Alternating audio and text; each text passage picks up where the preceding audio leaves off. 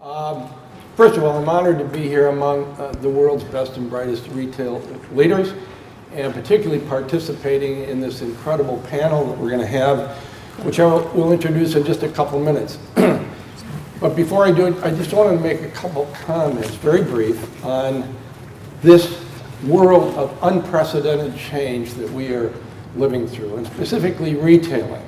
In fact, change is almost an understatement here. And if we don't understand what these powerful forces of this change are, and how to adapt and capitalize on it, then we not only risk missing the chance for an unprecedented opportunity, but we run the risk of failing in this emerging new world of retailing.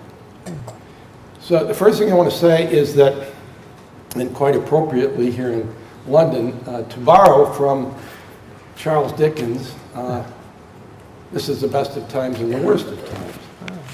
Not really the worst, but as you all know, we have major headwinds that we are sailing into. One, no-brainer, we have an economic slowdown throughout the world, even in the emerging countries.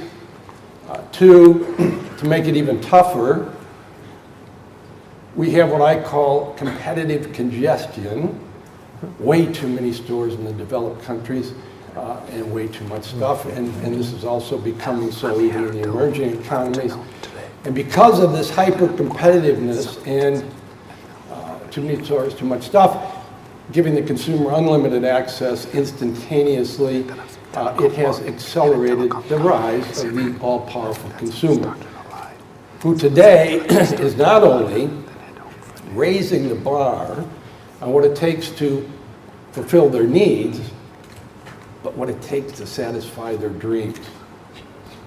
And the fourth headwind, which is this fundamental disruption across all industries brought on by the internet and all of its contiguous technologies. Yes, disruptive, paradigm-breaking, game-changing, however you want to describe it.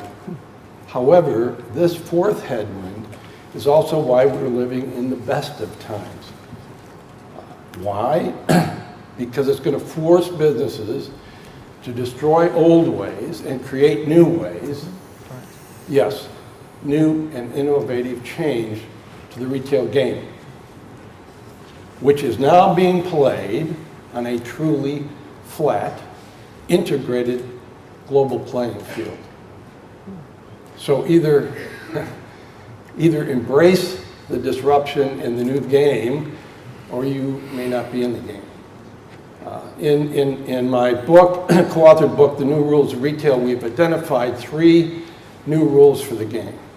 One, because of this hyper-competitive, all-powerful consumer environment we live in, where they have instantaneous, unlimited access to hundreds of equally compelling products right at their fingertips, key tap away, or in a store across the street, retailers have to excel in everything they do.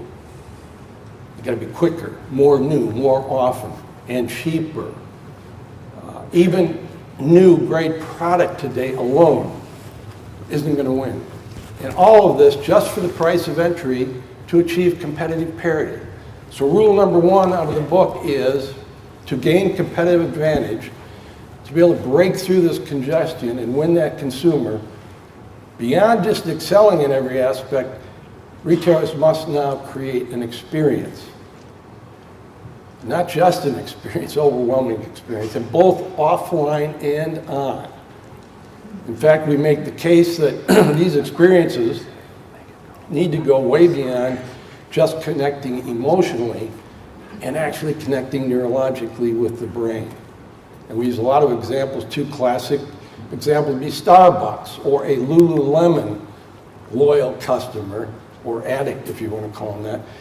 Most people will travel miles to get their fix when there might be a yoga wear shop or coffee shop right across the street.